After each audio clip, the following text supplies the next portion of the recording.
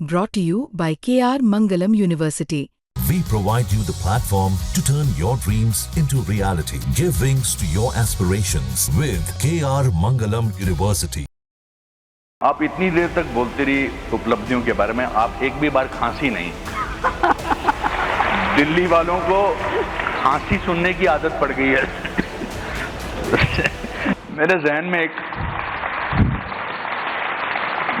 में एक बात आ रही है, सोच रहा हूं बोलूं या ना बोलूं, पर मैं बोल देता हूं। आप इतनी देर तक बोलते रही उपलब्धियों के बारे में, आप एक भी बार खांसी नहीं।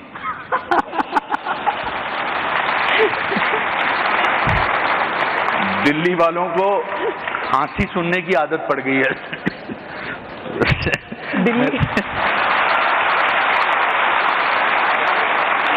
मैं माफी चाहता हूं, मेरे से रहा नहीं गया कि ना आप खांसी हैं और ना यहां बैठे 2000 लोग खांसे हैं अभी तक।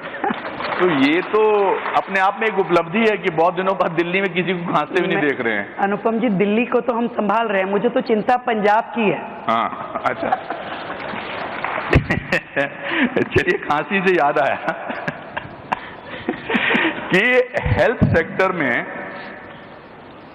13,000 करोड़ आपने दिए हैं, इसके बारे में थोड़ा विस्तार से बताइए। देखिए, और इसके साथ ही फिर मैं ये भी पूछना चाहूंगा कि मोहल्ला क्लिनिक जिनको कि बहुत बोला गया ये है, ये फिर से ठीक होंगे या उनकी जगह कुछ और आएगा?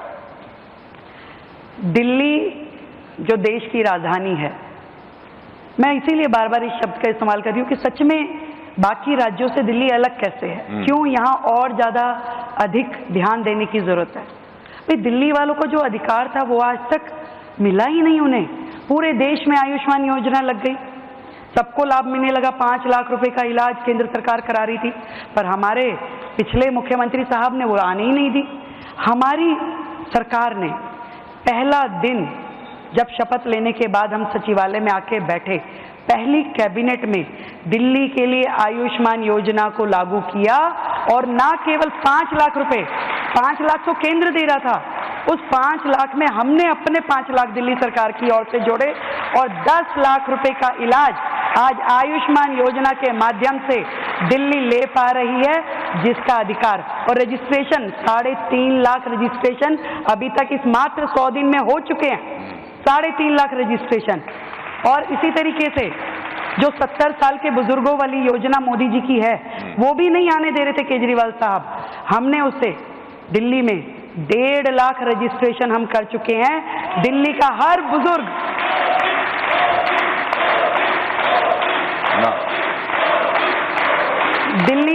बुजुर्ग जो 70 साल से ऊपर है, और देखिए कितनी खूबसूरत योजना है जिसमें आपको कोई इनकम क्राइटेरिया नहीं है, कोई टैक्स लायबिलिटी वाला इसमें सेगमेंट नहीं है।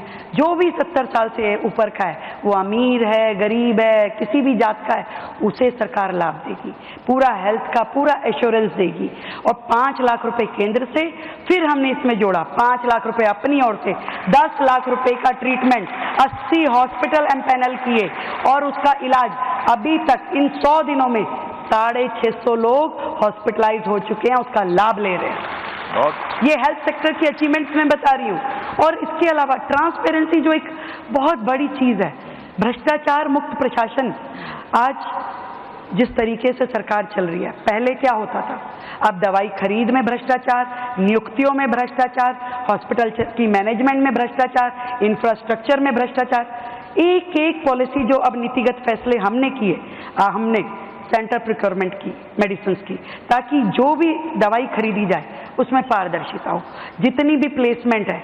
आज देखिए कितना दुर्भाग्य है कि हमारे मेडिकल इंफ्रास्ट्रक्चर में इतनी वैकेंसी है, 20% डॉक्टर कम है, 30% नर्सिस कम है और लगभग 40-45% पैरा मेडिकल स्टाफ कम है। कैसे अस्पताल चलेंगे? अब बताइए मुझे। मतलब दिल्ली जो देश की राजधानी है, जो WHO बोलता है, वो कहते हैं कि जी 1000 लोगों पे कम से कम 2 बेड हॉस्पिटल के होने चाहिए। और दिल्ली का दुर्भाग्य देखिए, कितने बेड है दिल्ली में। आप अनुपम जी, आप तो बड़े नायक हैं दिल्ली के, मात्र 0.42 बेड प्रति 1000 व्यक्ति।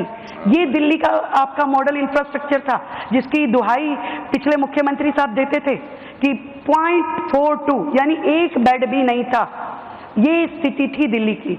हमने टारगेट लिया है कि हम ये दिल्ली को कम से कम 3 बेड प्रति 1000 पे मुहैया करवाएंगे, पूरे इंफ्रास्ट्रक्चर को अपडेटेड करेंगे, ना दवाइयों की कमी होगी, ना डॉक्टर की कमी होगी, और लेटेस्ट टेक्नोलॉजी की मशीनें।